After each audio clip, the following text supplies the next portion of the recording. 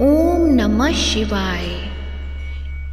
गौरी शंकर भगवान की जय हो। प्रिय भक्तजनों, आज की इस वीडियो में हम सुनेंगे सोमवार व्रत कथा। तो प्रेम से बोलिए शंकर भगवान की जय हो। एक समय की बात है, भगवान शिव माता पार्वती के साथ भ्रमण करते हुए मृत्युलोक के अमरावती नगर में पहुँचे, जहाँ उस नगर के राजा ने भोलेनाथ का एक विशाल और खूबसूरत मंदिर बनवा रखा था। शिवजी और माता पार्वती उस मंदिर में रहने लगे। एक दिन माता पार्वती ने भगवान शिव से चौसर खेलने की इच्छा जताई। तब भगवान शिव माता पार्वती के साथ चौसर खेलने बैठ गए। जैसे ही खेल प्रारंभ हुआ, वैसे ही उस मंदिर का पुजारी वहां आ गया। तब माता पार्वती ने पुजारी जी से सवाल किया कि यह बताइए कि इस बाजी में किसकी जीत होगी। तब ब्राह्मण ने कहा कि इस खेल में महादेव जी की जीत होगी, परंतु ऐसा नहीं हुआ। जीत माता पार्वती की हुई। माता पार्वती ब्राह्मण के झूठी भविष्यवाणी करने की वजह से क्रोधित हो गई और उन्होंने ब्राह्मण को कोढ़े होने का श्राप दिया। इसके बाद शिव और पार्वती कैलाश पर्वत लौट गए। माता पार्वती द्वारा दिए गए श्राप की वजह से पुजारी कोढ़े हो गया। उसकी ऐसी हालत देखकर नगर के स्त्री पुरुष उससे दूर दूर रहने लगे। नगर के कुछ लोगों ने राजा से पुजारी के कोढ़े होने की बात पूछी। जब राजा को पता चला कि पुजारी की किसी पाप के कारण ऐसी हालत हुई है, तो उन्हें पुजारी को मंदिर से निकलवा दिया। इसके बाद कोढ़ी पुजारी मंदिर के बाहर बैठकर ही भिक्षा मांगने लगा। इस तरह से कई दिन बीत गए। तब स्वर्गलोक की कुछ अप्सराएं उस मंदिर में आईं और उस पुजारी से उसके कोढ़े होने का कारण पूछा। पुजारी ने निसंकोच सारी बातें बता दी। तब अप्सराओं ने पुजारी को 16 सोमवार व्रत रखने की सलाह दी। अप्सराओं ने पुजारी को 16 सोमवार व्रत की विधि बताते हुए कहा कि सोमवार के दिन सूर्योदय से पहले उठना, फिर स्नान आदि से निवृत्त होकर स्वच्छ वस्त्र धारण कर लेना। इसके उपरांत आधा सेर गेहूं का आटा लेकर उसके 3 अंग बनाना। फिर भगवान शिव की प्रतिमा के समक्ष घी का दीपक जलाकर गुड़, नैवेद्य, फूल, बेलपत्र, चंदन, अक्षत, जनेऊ का जोड़ा लेकर विधि विधान प्रदोष काल में भगवान शिव की पूजा करना। पूजा के बाद गेहूं के आटे से बनाए गए 3 अंगों में एक अंग भगवान शिव को अर्पित करना और एक आप ग्रहण करना। बाकी अंगों को भगवान का प्रसाद मानकर सभी में बांट देना। इस तरह से 16 सोमवार तक व्रत रखना। फिर 17वें सोमवार को एक पाव आटे की बाटी बनाकर उसमें घी और गुड़ मिलाकर चूरमा का प्रसाद तैयार करना। फिर इस प्रसाद का भगवान शिव को भोग लगाकर सभी लोगों में बांट देना। इस तरह से 16 सोमवार व्रत करने और व्रत कथा सुनने से तुम्हारे सारे कष्ट दूर हो जाएंगे। 16 सोमवार व्रत की विधि बताकर अप्सराएं स्वर्गलोक को चली गईं। पुजारी ने अप्सराओं के कहने अनुसार विधि विधान 16 सोमवार व्रत किया। फलस्वरूप भगवान शिव की अनुकंपा से उसका कोढ़ दोष दूर हो गया। राजा ने भी उसे फिर से मंदिर का पुजारी बना दिया। इसके बाद से वह मंदिर में आनंद से अपना जीवन व्यतीत करने लगा। कुछ दिनों बाद जब भगवान शिव और माता पार्वती उस मंदिर में पधारे, तो स्वस्थ पुजारी को देखकर पार्वती जी ने उससे कोढ़ दोष मुक्त से होने का कारण जानना चाहा। तब पुजारी ने उन्हें 16 सोमवार का व्रत करने की सारी कथा बताई। पार्वती जी ने भी पुजारी से इस व्रत की विधि पूछकर 16 सोमवार का व्रत प्रारंभ किया। पार्वती जी ने ये व्रत अपने पुत्र कार्तिकेय के लिए रखा। दरअसल उन दिनों माता पार्वती अपने पुत्र कार्तिकेय के नाराज होकर दूर चले जाने से बहुत दुखी रहती थी। 16 सोमवार का व्रत करते हुए माता पार्वती ने अपने पुत्र कार्तिकेय के लौटने की मनोकामना की। व्रत समापन के तीसरे दिन कार्तिकेय भगवान वापस लौट आए। तब कार्तिकेय ने अपनी माता से पूछा कि माँ, मेरे इस हृदय परिवर्तन के लिए आपने ऐसा कौन सा उपाय किया था जिससे मेरा क्रोध नष्ट हो गया और मैं वापस लौट आया। तब माता पार्वती ने अपने पुत्र की इस व्रत की कथा सुनाई। उस समय भगवान कार्तिकेय अपने एक मित्र ब्रह्मदत्त के परदेश चले जाने से बहुत दुखी थे। इसलिए उन्होंने अपने मित्र के वापस लौटने के लिए 16 सोमवार का व्रत किया। व्रत के समापन के कुछ दिनों के बाद ही उसका मित्र लौट आया। फिर ब्राह्मण ने कार्तिकेय से इस व्रत के बारे में पूछा। तब कार्तिकेय ने अपने मित्र को 16 सोमवार के व्रत की सारी विधि बता दी। फिर उसने भी ये व्रत किया। 16 सोमवार व्रत का समापन करने के बाद ब्रह्मदत्त विदेश यात्रा पर निकल गए। विदेश में राजा हर्षवर्धन की बेटी राजकुमारी गुंजन का स्वयंवर हो रहा था। राजा ने प्रतिज्ञा की थी कि उसकी हथिनी स्वयंवर की माला जिसके गले में डालेगी उसी से उसकी पितृ विवाह करेगी। ब्राह्मण भी राजकुमारी के स्वयंवर में शामिल हो गया। तभी एक सजी धजी हथिनी सूंड में जयमाला लिए वहां आई और उसने ब्राह्मण के गले में जयमाला डाल दी। फलस्वरूप राजकुमारी का विवाह ब्राह्मण से करा दिया गया। एक दिन ब्राह्मण की पत्नी ने पूछा कि हे प्राणनाथ, आपने ऐसा कौन सा शुभ कार्य किए कि उस हथिनी ने सभी राजकुमारों को छोड़कर आपके गले में जयमाला डाली। तब उस ब्राह्मण ने अपनी पत्नी को 16 सोमवार के व्रत की विधि बताई। इसके बाद राजकुमारी ने भी पुत्र की इच्छा से 16 सोमवार का व्रत किया। कुछ समय बाद भगवान शिव की अनुकंपा से राजकुमारी को भी एक सुंदर और स्वस्थ पुत्र की प्राप्ति हुई, जिसका नाम गोपाल रखा गया। बड़े होकर राजकुमारी ने पुत्र गोपाल ने अपनी माँ से पूछा कि माता, मैंने तुम्हारे ही घर में जन्म क्यों लिया, इसका क्या कारण है। तब माता गुंजन ने पुत्र को 16 सोमवार व्रत की महिमा के बारे में बताया। व्रत का महत्व जानकर गोपाल ने भी ये राज्य पाने की इच्छा से ये व्रत किया। व्रत समापन के बाद गोपाल घूमने के लिए अपने नगर के पास ही दूसरे किसी नगर में गया। वहाँ के वृद्ध राजा को गोपाल पसंद आ गया और उसने अपनी पुत्री मंगला का विवाह गोपाल से करा दिया। 16 सोमवार के व्रत करने से ही गोपाल महल में पहुंचकर आनंद से रहने लगा। 2 साल बाद उस वृद्ध राजा का निधन हो गया तो गोपाल उस नगर का राजा बन गया। राजा बनने के बाद भी वह विधिवत 16 सोमवार का व्रत करता रहा और व्रत के 17वें सोमवार को गोपाल ने अपनी पत्नी मंगला से व्रत की सारी सामग्री लेकर वह शिव मंदिर पहुंचने के लिए कहा। लेकिन पत्नी ने अपनी पति की आज्ञा का उल्लंघन करते हुए सेवकों द्वारा पूजा की सामग्री मंदिर में भेज दी।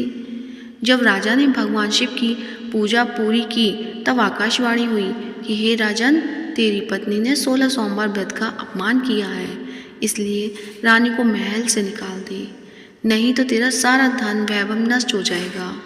आकाशवाणी सुनकर राजा ने रानी को महल से निकाल दिया। इस तरह से रानी भूख की प्यासी उस नगर में भटकने लगी।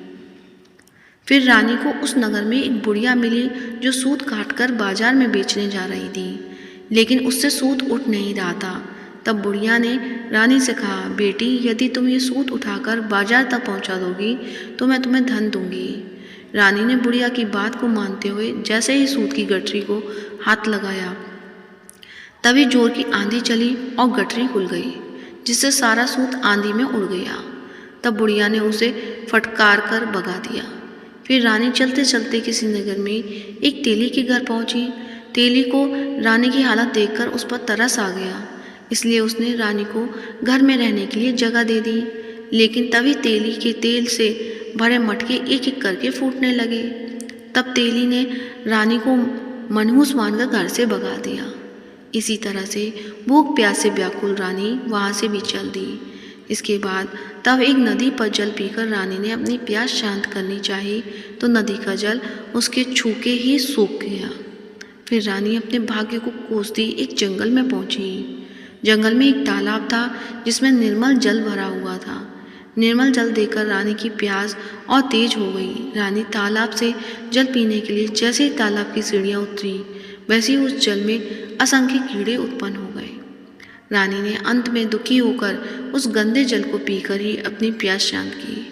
इसके बाद जब रानी ने एक पेड़ की छाया में बैठकर कुछ देर आराम करना चाहा तो वह पेड़ सूख गया। रानी जैसे ही दूसरे पेड़ के नीचे जाकर बैठी, वो भी सूख गया। वन और सरोवर की यह दशा देखकर उस वन के ग्वाले बहुत हैरान हुए। ग्वाले उस रानी को मंदिर में पुजारी जी के पास ले गए। रानी को देखते ही पुजारी जान गए कि अवश्य ही किसी बड़े घर की है, किसी पाप के कारण ऐसे दर दर भटक रही है। तब पुजारी ने रानी से कहा, पुत्री तुम इस मंदिर में रहो, भगवान की कृपा से कुछ ही दिनों में सब ठीक हो जाएगा। रानी उस मंदिर में रहने लगी, लेकिन रानी भोजन बनाती तो सब्जी जल जाती, आटा छूती तो उसमें कीड़े पड़ जाते, जल स्पर्श करती तो उसमें बदबू आने लगती। पुजारी भी रानी के दुर्भाग्य से चिंतित होते हुए बोले कि हे पुत्री, अवश्य ही तुझसे कोई अनुचित काम हुआ है जिसके कारण तेरी ऐसी दशा हुई है। पुजारी की बात सुनकर रानी ने सारी घटना बता दी। पुजारी ने कहा कि अब तुम चिंता नहीं करो, सच्चे मन से 16 सोमवार की व्रत करना शुरू कर दो। पुजारी की बात मानकर रानी ने ये व्रत प्रारंभ कर दिए। जब रानी ने 17वें सोमवार को विधिवत व्रत का समापन किया तो उधर उसके पति को रानी की याद आई। राजा ने तुरंत अपने सैनिकों को रानी को लाने का आदेश दिया। रानी को ढूंढते हुए सैनिक मंदिर में पहुंचे और रानी से वापस लौटने के लिए कहा। तब पुजारी ने सैनिकों से रानी के वापस जाने के लिए मना कर दिया।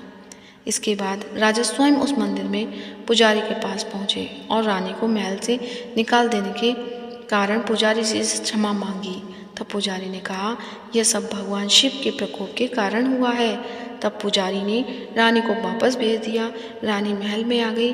रानी के स्वागत में पूरे नगर को सजाया गया और राजा ने ब्राह्मण को अन्न, वस्त्र और धन का दान दिया। इस तरह से रानी 16 सोमवार का व्रत करते हुए अपने पति के साथ महल में आनंद पूर्वक रहने लगी। भगवान शिव की अनुकंपा से उसका जीवन खुशियों से भर गया। कहते हैं, जो कोई 16 सोमवार व्रत की कथा सुनता है या सुनाता है, उसकी सभी मनोकामनाएं पूरी होती हैं। तो प्रेम से बोलिए, शंकर भगवान की जय हो, गौरी माता की जय हो। अब सुनते हैं सोमवार व्रत की दूसरी पौराणिक कथा। एक साहूकार था। वह भगवान शिव का अनन्य भक्त था। उसके पास धन दौलत किसी भी चीज़ की कमी नहीं थी।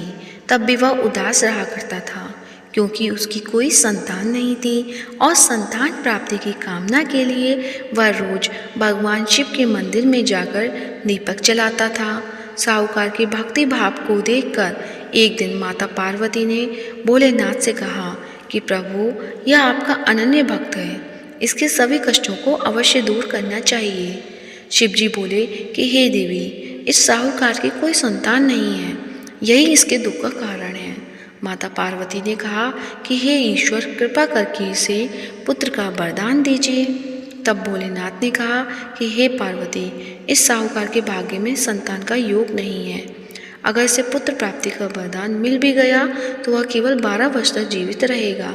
इसके बाद भी माता पार्वती नहीं मानी और बोली, प्रभु, आपको इस साहूकार को पुत्र का वरदान देना ही होगा, वरना भक्त क्यों आपकी सेवा पूजा करेंगे। माता पार्वती के बार बार कहने से भोलेनाथ ने साहूकार को पुत्र का वरदान दिया, लेकिन यह भी कहा कि पुत्र केवल 12 वर्ष तक ही जीवित रहेगा। साहूकार ये सब बातें सुन रहा था। ये सुनने के बाद वह पहले की तरह भोलेनाथ की पूजा अर्चना करता रहा। वरदान के प्रभाव से 9वें महीने में साहूकार को पुत्र की प्राप्ति हुई। परिवार में खूब खुशियां मनाई गईं, लेकिन साहूकार पहले की तरह ही उदास रहा और पुत्र की कम आयु का जिक्र उसने किसी से भी नहीं कहा। जब पुत्र 11 वर्ष का हुआ तो एक दिन साहूकार की पत्नी ने पुत्र के विवाह के लिए कहा। तब साहूकार ने कहा कि पुत्र अभी पढ़ने के लिए काशी जी जाएगा। इसके बाद उसने पुत्र के मामा को बुलाया और कहा कि इसे पढ़ने के लिए काशी ले जाओ और रास्ते में जहाँ भी रुकना वह यज्ञ और ब्राह्मण को भोजन कराते हुए आगे बढ़ना। वे दोनों इसी तरह करते हुए जा रहे थे कि रास्ते में एक राजकुमारी का विवाह हो रहा था। जिससे राजकुमारी का विवाह होने वाला था वह एक आंख से काना था। उसके पिता ने जब अति सुंदर साहूकार के बेटे को देखा तो उसने सोचा कि क्यों न इसे दूल्हा बनाकर शादी के सारे कार्य संपन्न करा लिए जाएं। इसके लिए राजा ने मामा को बहुत सारा धन दिया। तब मामा बालक को दूल्हा बनाने के लिए मान गया।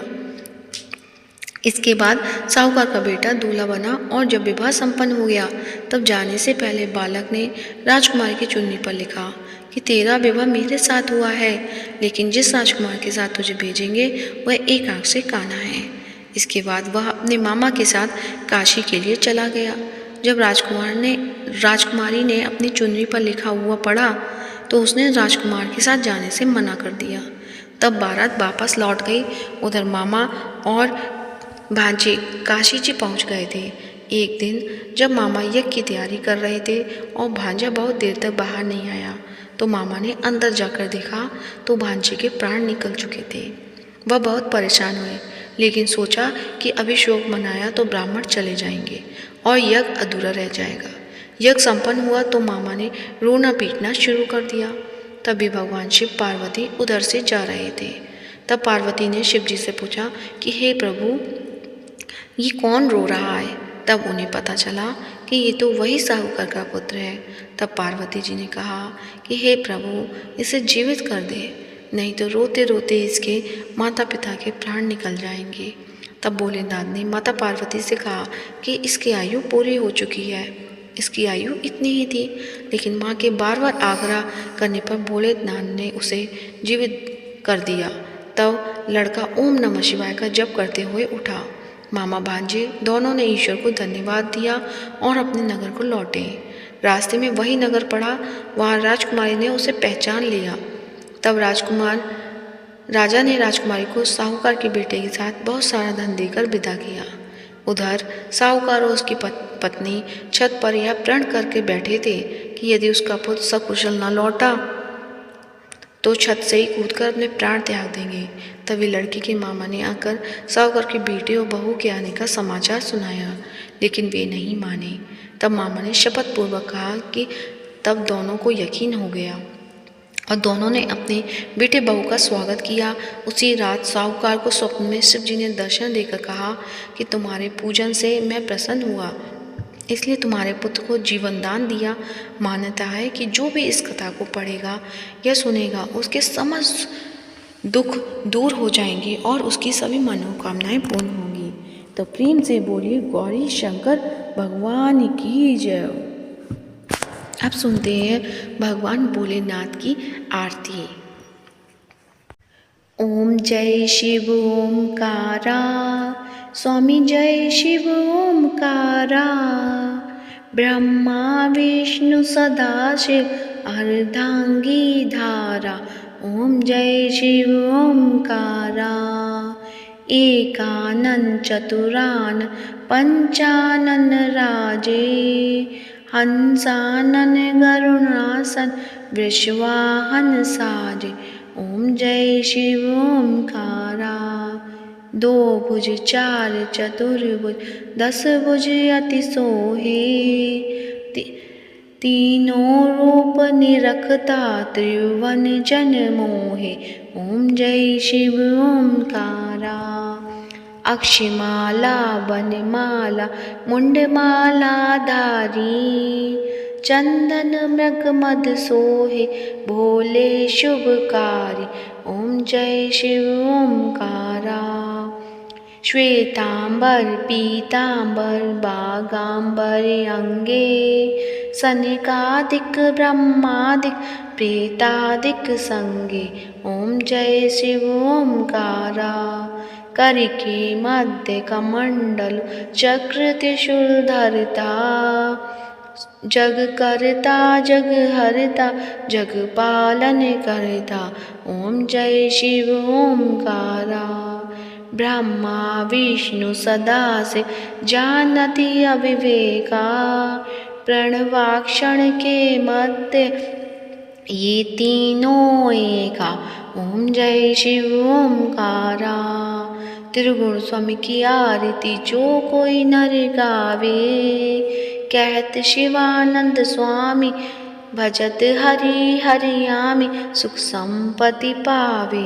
ओम जय शिव ओमकारा।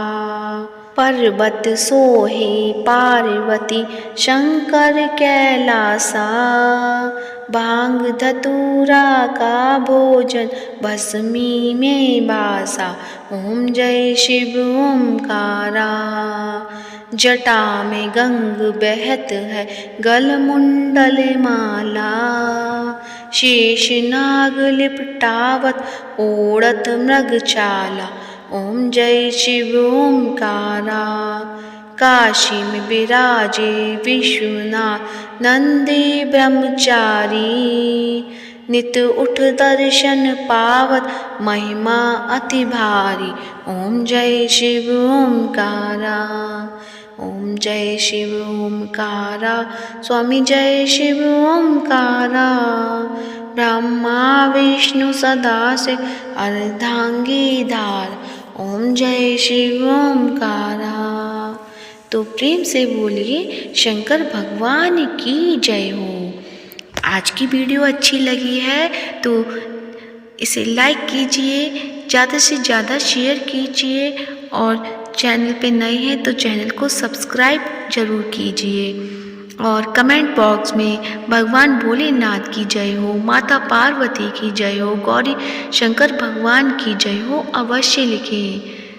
हर हर महादेव।